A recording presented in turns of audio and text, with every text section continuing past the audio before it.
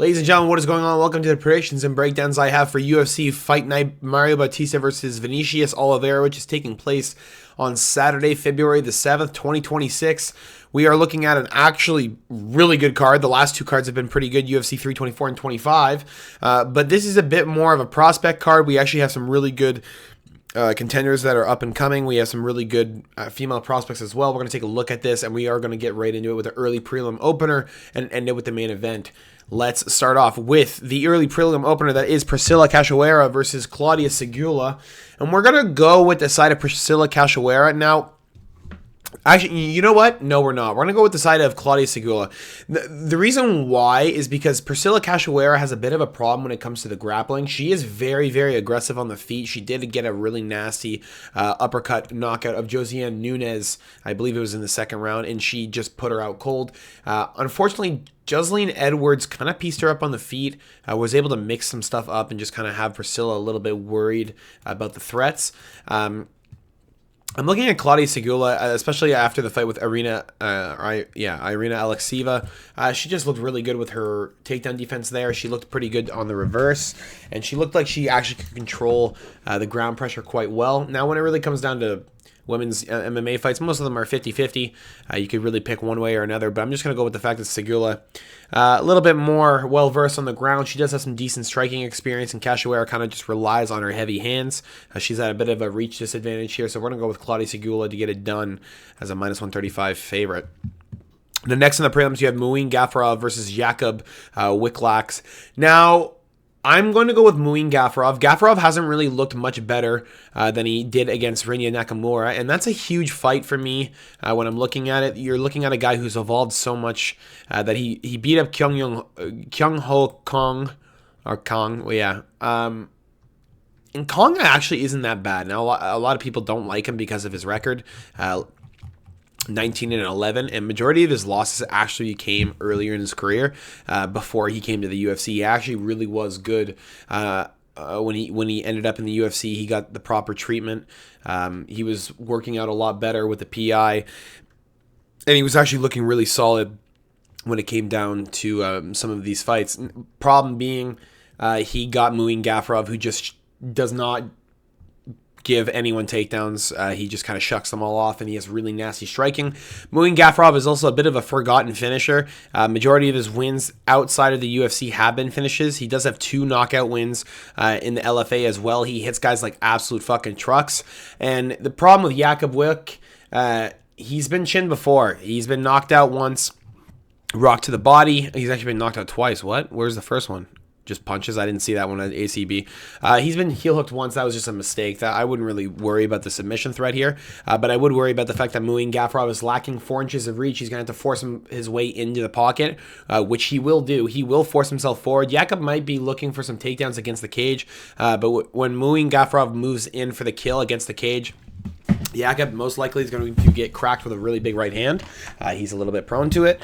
He might get dropped to his knees, and if I'm being realistic, I don't think Jakub has the ability to outstand or withstand anything Muin Gafurov is going to throw at him. I think this is going to be a bit of a position where it's a ground and pound TKO. And we're going to go with Muin Gafurov as a coin flip pick'em to get it done against a Jakub Wiklax, who is a little bit in the unproven tier after a split decision with Patchy Mix that I thought Patchy Mix won. He's coming from the KSW? Yeah, he's coming from the KSW. Very, very good champ. Was sitting there for quite a while. But I think Gafurov is the perfect guy to take him out and show him a bit of what the UFC really has. And the next on the prelims, you have Kong Wang versus Eduarda Moura. We're going to go with Kong Wang. The Joker is a bit of a powerhouse. She's really good on the feet. Her takedown defense is impeccable. She has really good judo.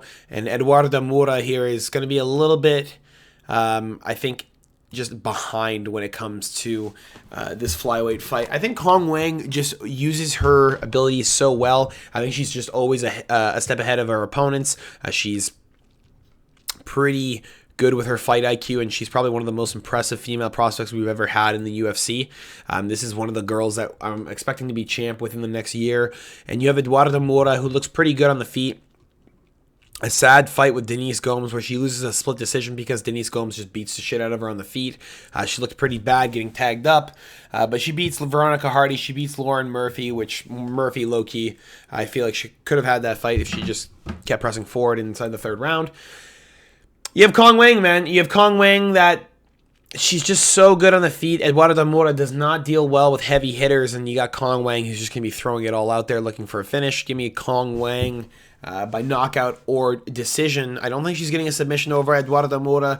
The Brazilian is a little bit too well versed in the ground game, but we will look for Kong Wang to crack her with a good right shot and end her with some ground and pound. Now, next on the prelims, we have Yavid Bashrat versus Yanni Vasquez. We're going to go with Yavid Bashrat. This is just not really a position where you can pick Yanni. You don't really know a whole lot about him. He's just kind of a fucking power puncher.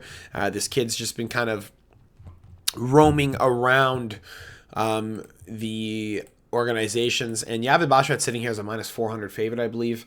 We will be taking him. He did have an unfortunate knockout loss against Ricky Simon last time around.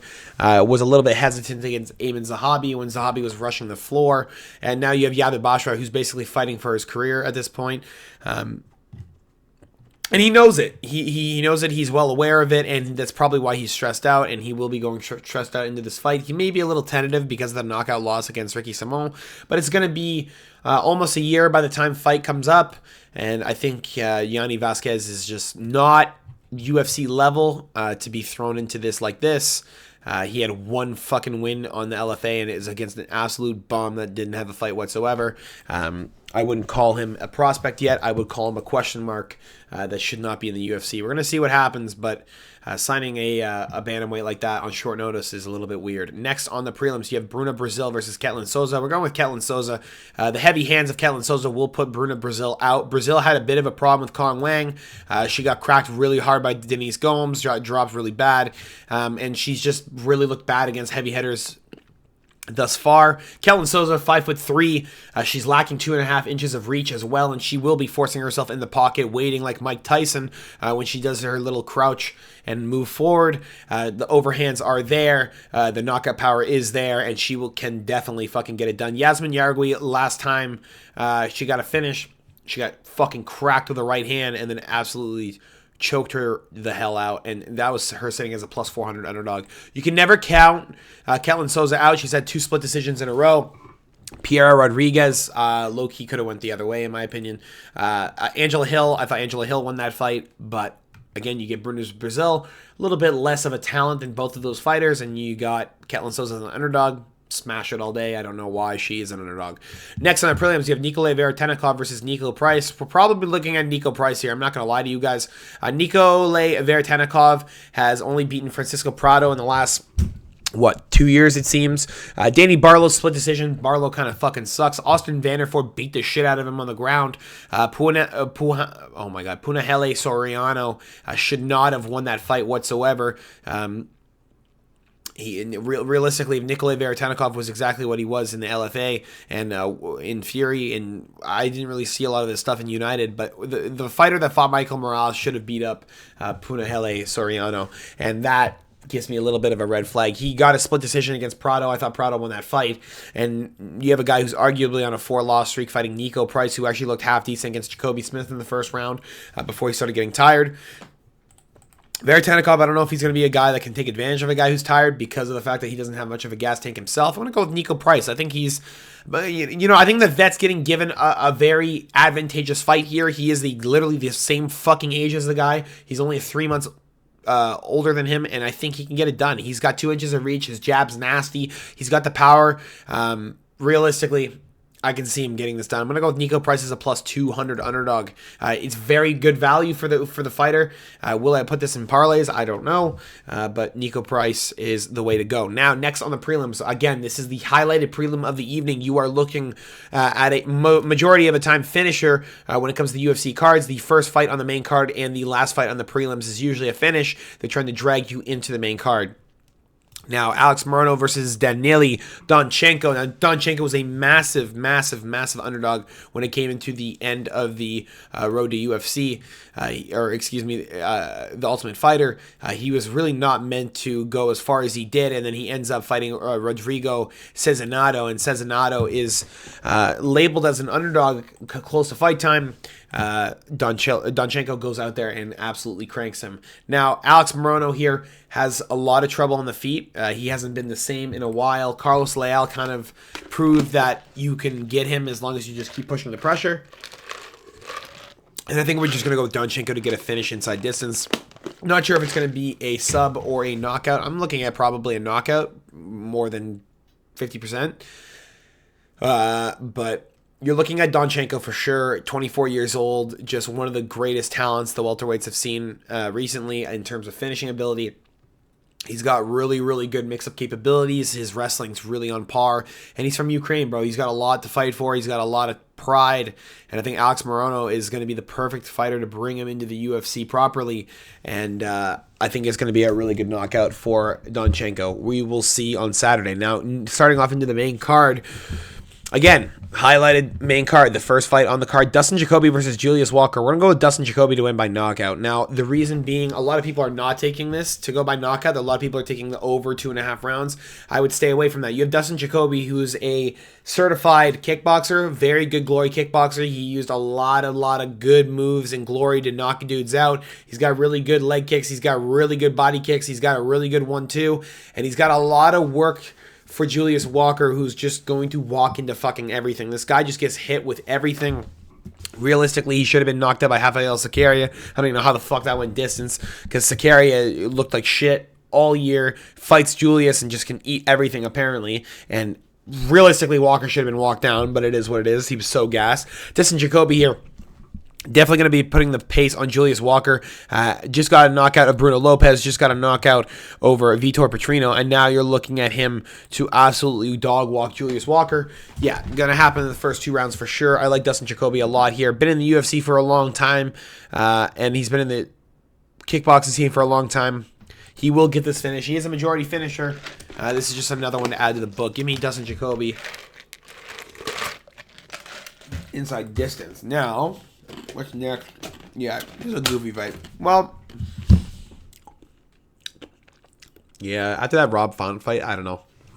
Farid Basharat versus Jean Matsumoto. We're going with Farid. Farid is just so good, bro. The way he beat up Victor Hugo, even on the ground, when Victor's so good on the ground. The way he beat up Taylor Lapilus, when Lapilus is so confident on the feet. Damon Blackshear just mauled him, even on the ground. Chris Gutierrez couldn't even get started. You have John Matsumoto, who's had a bit of a trouble with Brad Katona, a bit of trouble with Miles Johns, and now you're kind of in a position where you can't really pick him anymore. This is a guy who's lacking a bit of height and a bit of reach for the weight class at this point.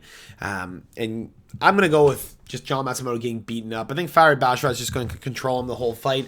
This will be an easy decision for the kid, and he'll get it done. I mean, Matsumoto's good. I like the way that he got into the UFC. The way he beat Casey Tanner was okay, but it's the choke of Dan Argueta. Dan Argueta is a really, really, really good contender, and the fact that he was able to tap him in the second round says a lot. It says more about him than it does about Dan Argueta, because Dan Argueta is already really good in my eyes.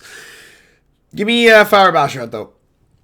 Just not enough on the side of John Matsumoto to make me impress. Now, Michael Olajaychuk versus Marc-Andre Barriault next on the main card. We're going with Michael Olajaychuk in the first round. We don't even have to talk about this that much. Marc-Andre Barriault's at the end of his career at this point. The CTE is fucking fuming with this guy. He's got three TKO losses in the first round. Chidi Njokuani, Dustin Stoltzfus, and Joe Pyfer have all taken him out in the first round.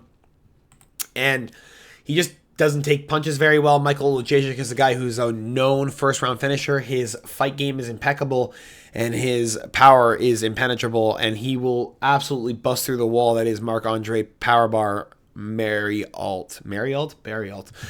I don't really see how Mark is going to deal with this, and the fact that Michael Olajaychuk is with the Fighting Nerds now, you're in for a world of shit. They have a specific guy for fucking tape reviewing.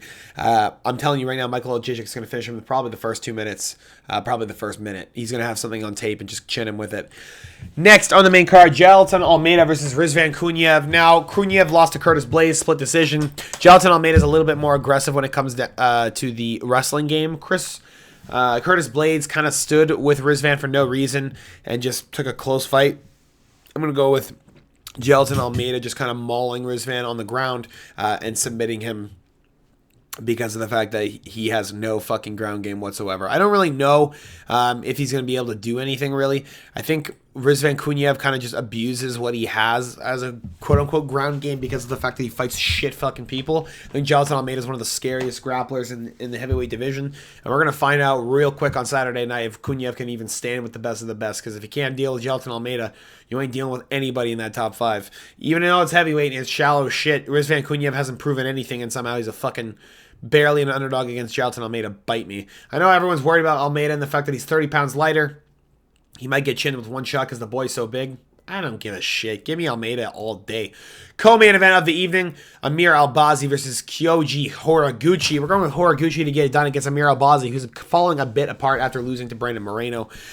This guy just hasn't really looked as good in most of his fights. I thought he lost against Kai Kara France. I thought he got a little lucky with the Alessandro Costa knockout, and I think he's just on a bit of roids and hasn't gotten them in a while. I think he looks like ass. I think his physique is actually failing him from what it looked like 3 years ago, and I think he's just on a bit of a downfall. I'm going to go with Kyoji Horiguchi. Second stint in the UFC, looked really impressive, beat the shit out of Tagir Ulanbekov and even submitted him.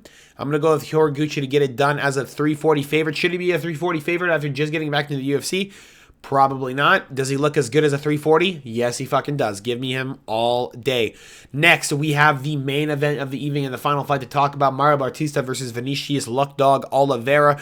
We're actually going to go with Vinicius Oliveira to get it done. Now, Vinicius Oliveira has had a lot of turmoil in his fights. He's had a lot of grit to push through, and he's gotten a lot of first rounds as a loss. Now, a lot of the time, a lot of live betting of Vinicius Oliveira would have made you a lot of profit, and I think this fight's going to be no different. I think Mario Bautista is going to start strong. I think the fight against Umar Nurmagomedov, he was a bit of a standstill in that fight. He couldn't really get started, and I think Vinicius Oliveira is going to take advantage of the fact that Mario Bautista's confidence is on a bit of a lackluster side at this point in his career. Mario Bautista losing that fight to Umar has him a bit worried that he's never going to reach UFC bantamweight gold. You're kind of looking at a massive roadblock, and then he looks at Vinicius Oliveira as just another guy coming up. It's not just another guy coming up. This guy's got incredible talent. He's got incredible power. He's fucking crazy good. He's a pure finisher who's gotten 3 decisions in a row, so he's looking for his next finish. And he's got Mario Bautista locked up in front of him, who arguably can get finished because he's been fucking put out by Corey Sandhagen with that fucking armbar that was nasty, that almost broke his arm. And then Trevin Jones just absolutely uppercutted him to shit and sent him into La La Land. I think Vinicius Oliveira here is just going to have some slugging shots. If it gets into the 3rd round and it's 1-1, I think I may be at a bit of a disadvantage when it comes to Vinicius Oliveira. I think Bautista does well in the 3rd round, but I think Vinicius Oliveira is going to crack him with something big in the first 2 rounds and force him on the retreat. Give me Vinicius Oliveira as an underdog as a plus 150. I don't really know why we're going with an underdog. I don't really know why the books are giving an underdog to Vinicius Oliveira, especially a guy who's so gritty as him and a guy who can overcome so much adversity when it comes to him fighting. Like, he had so much adversity with Kyler Phillips. He had adversity with Saeed Nurmagomedov in the 1st round. Ricky Simon was trying to figure him out, and he just put it together and beat the shit out of him, like basically halfway through the 1st round. He's got a lot of talent, and there's just too much value on the side of Vinicius Oliveira to not take him. Give me Vinicius Oliveira's 1.5 inch reach advantage and the plus 150 underdog. I'll take the inches all day when Vinicius is a fucking nasty striker. That's all I got for you guys today. Hope you guys enjoyed. Make sure to drop a like and subscribe if you have not already. We will see you on Saturday for the live, and I will probably drop my best bets tomorrow if you guys want to take a look at that. We will see. I'll see you guys later. Peace.